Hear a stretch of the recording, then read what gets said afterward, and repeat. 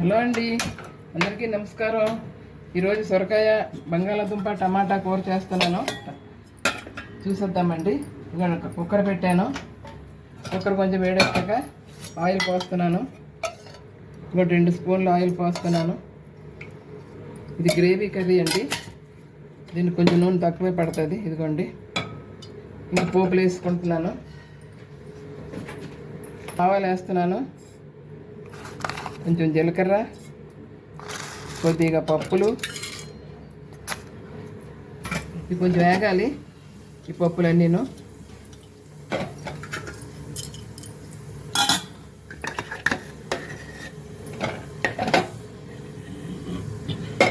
ఇప్పుడు ఉల్లిపాయ పచ్చిమిరపకాయలు వేసేస్తున్నాను.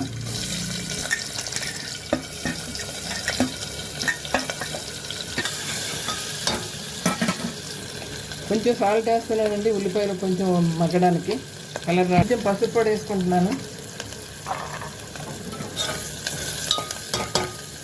చాప్ చేసి పెట్టుకున్నాను 2 టమాటాలు, అవి వేసేస్తున్నాను.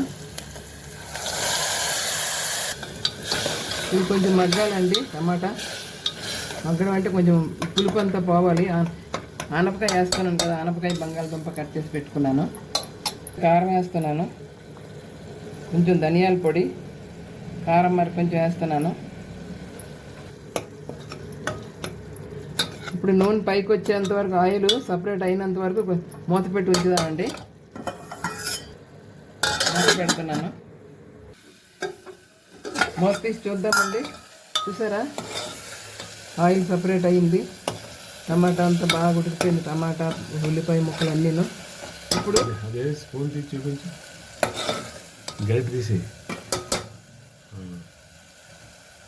వేసేసుకుందాం. ఈ ఆనపకాయ వలన 2 ప్రయోజనాలు చెప్పు. ఏంటి ప్రయోజనం? ఆనపకాయ తింటే బాగా చలవ చేస్తుంది, వెయిట్ లాస్ అవుతాము. ఇంకా ఉన్నాయి చాలాను. మీరు 2 అడిగారు కనుక 2 చెప్పాను. ఇంకొకసారి అడిగితే ఇంకా చెప్తాను. అయితే ముఖ్యంగా ఎండాకాలం తినాలంట. వేసవికాలం పప్పులో వేసుకోవచ్చు, కూర చేసుకోవచ్చు, పులుసు. మన ఛానల్లో పులుసులు చాలా ఉన్నాయి ఆనపకాయతో. ఇది ఆనపకాయ.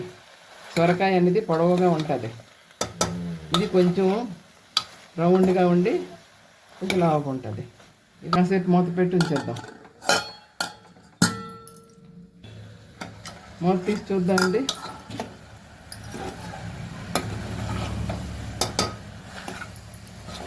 కొంచెం ఉప్పు వేసుకుందాం. కొంచెం సాల్ట్ వేసాను కదా ఇందాక, ఇప్పుడు మరి కొంచెం ఉప్పు వేస్తున్నాను. ఇప్పుడు వాటర్ పోసేసుకుందాం.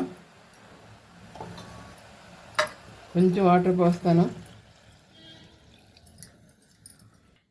ఇప్పుడు మూత పెట్టేసుకొని 2 విజిల్స్ రావాలి. 2 విజిల్స్ వస్తే ఉడికిపోతుంది.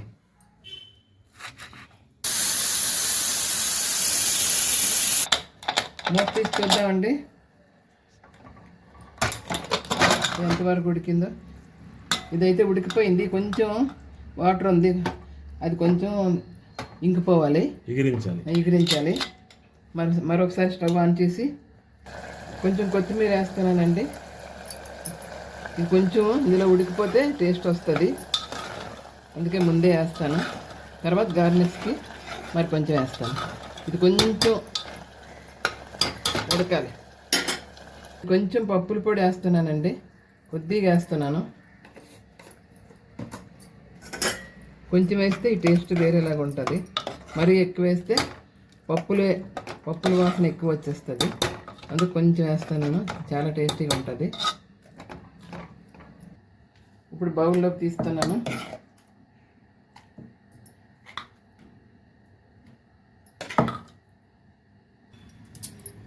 ఈరోజు మా రెసిపీ ఆనపకాయ బంగాళాదుంప కూర అండి. చూడండి ఎలా చేశానో. నచ్చితే లైక్ చేయండి, షేర్ చేయండి, సబ్స్క్రైబ్ చేయడం మాత్రం మర్చిపోకండి. Thank you, bye.